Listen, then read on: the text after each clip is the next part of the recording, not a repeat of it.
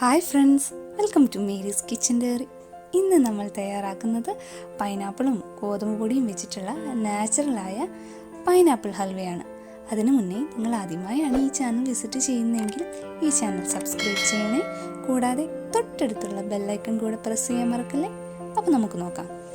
ഇവിടെ ഇടത്തരം വലിപ്പമുള്ള 2 പൈനാപ്പിളാണ് എടുത്തിരിക്കുന്നത്. പിന്നെ കുറച്ച് ഗോതമ്പ് പൊടി ഈ ബൗളിൻ്റെ ഒരു വലുപ്പത്തിലാണ് എടുത്തിരിക്കുന്നത്. ആവശ്യത്തിന് പഞ്ചസാര, ഉപ്പ്, കുറച്ച് മിൽമ നെയ്യ്, 4 ഏലക്ക. അത് നല്ലപോലെ ഒന്ന് പൊടിച്ചെടുക്കണം.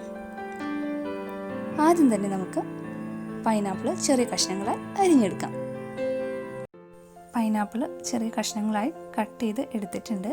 ഇനി നമുക്ക് ജ്യൂസ് എടുക്കുന്നതിനായിട്ട് ഇതൊരു മിക്സിയുടെ ജാറിലേക്ക് മാറ്റാം.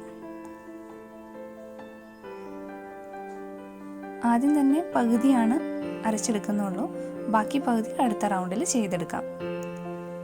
പൈനാപ്പിൾ ചെറിയ കഷ്ണങ്ങളായി അരിഞ്ഞെടുക്കുകയാണെങ്കിൽ പെട്ടെന്ന് തന്നെ നമുക്ക് അരച്ചെടുക്കാവുന്നതാണ് കേട്ടോ. പൈനാപ്പിൾ നല്ല പോലെ അരച്ച് ജ്യൂസ് എടുത്തിട്ടുണ്ട്. ഇനി നമുക്കൊരു അരിപ്പ വെച്ച് നന്നായി ഒന്ന് അരിച്ചെടുക്കാം.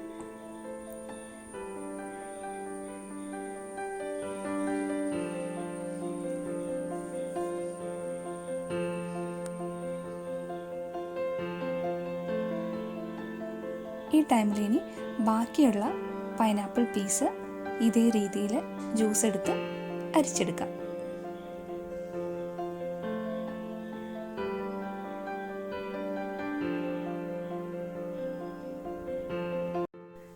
പൈനാപ്പിൾ ജ്യൂസ് നല്ല പോലെ അരിച്ചെടുത്തിട്ടുണ്ട്. ഇനി നമുക്ക് ബാക്കി പ്രിപ്പറേഷൻ എങ്ങനെയാണെന്ന് നോക്കാം.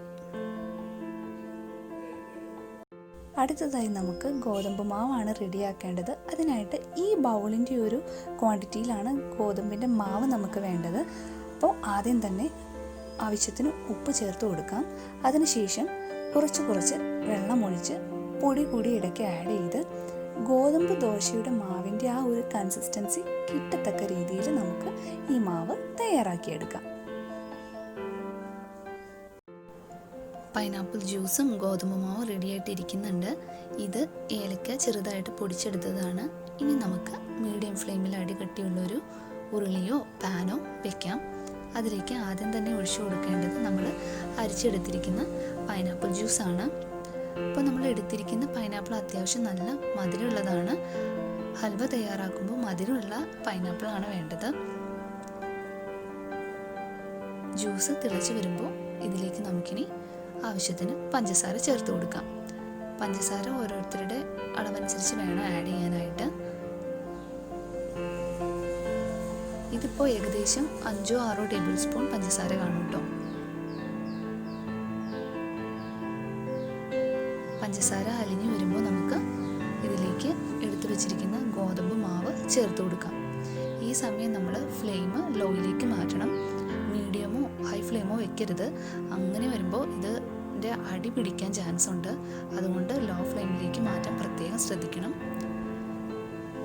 ഗോതമ്പ് മാവ് ഒഴിച്ചു കൊടുത്തതിന് ശേഷം ഇത് നല്ലപോലെ നിർത്താതെ തന്നെ ഇളക്കിയെടുക്കണം.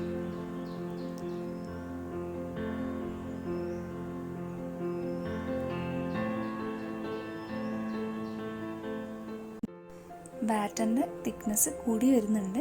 ഈ ഒരു ടൈമിൽ നമുക്ക് കുറച്ച് നട്ട്സ് ഇതിലേക്ക് ചേർത്ത് കൊടുക്കാം. ഇത് ഓപ്ഷനാണ് കേട്ടോ. അടുത്തതായി നമ്മൾ പൊടിച്ച് വെച്ചിരിക്കുന്ന ഏലക്ക കൂടി ഇതിലേക്ക് ചേർത്ത് കൊടുത്ത് എല്ലാം ഒന്ന് നല്ലപോലെ മിക്സ് ചെയ്തെടുക്കാം.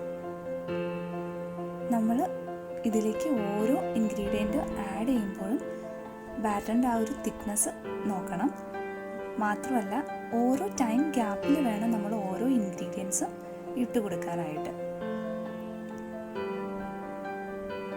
ഇനി ഇതിലേക്ക് 3 ടേബിൾ സ്പൂൺ നെയ്യ് കൂടി ചേർത്ത് കൊടുക്കാം.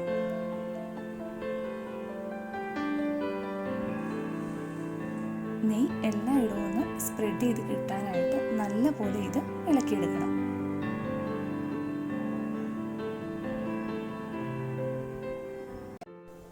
പൈനാപ്പിളിൻ്റെ ബാറ്റർ നല്ല പാകമായിട്ടുണ്ട്.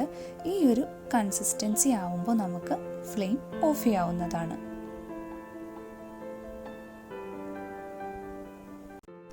അടുത്തതായി നമുക്ക് ഹൽവ ഒരു പ്ലേറ്റിലേക്ക് മാറ്റാം. അതിനായി ഒരു ബേസായി കുറച്ച് നെയ്യ് പ്ലേറ്റിലേക്ക് ഒഴിച്ചു കൊടുക്കാം.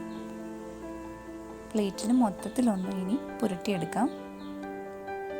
ഹൽവ നന്നായി കറക്റ്റായി കിട്ടാനായിട്ടാണ് ഇങ്ങനെ ചെയ്യുന്നത്. ചൂടോട് കൂടി തന്നെ നമുക്ക് ഹൽവ പ്ലേറ്റിലേക്ക് മാറ്റാം.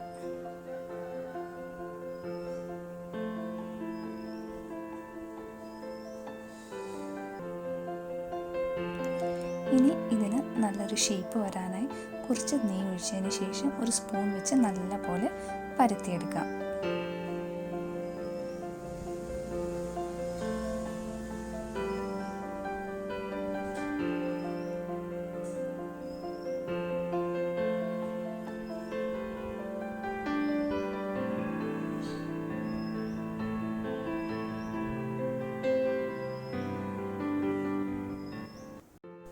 ഗാർണിഷിങ്ങിനായിട്ട് കുറച്ച് നട്ട്സ് കൂടി ഇതിലേക്ക് ചേർത്ത് കൊടുക്കാം. ആർട്ടിഫിഷ്യലായ കളറുകളൊന്നും തന്നെ ചേർക്കാത്ത വളരെ നാച്ചുറലായ ഹൽവയാണിത്. വളരെ സ്വീറ്റായ പൈനാപ്പിൾ ഹൽവ. അപ്പോൾ നിങ്ങളെല്ലാവരും ഇത് വീട്ടിൽ ട്രൈ ചെയ്ത് നോക്കണം. ഈ റെസിപ്പി ഇഷ്ടമായെങ്കിൽ ലൈക്ക് ചെയ്യണം, ഷെയർ ചെയ്യണം, സബ്സ്ക്രൈബ് ചെയ്യാനും മറക്കരുത്. നിങ്ങളുടെ അഭിപ്രായങ്ങൾ കമൻറ്റ് ചെയ്യാനും നോക്കണേ. Thank you.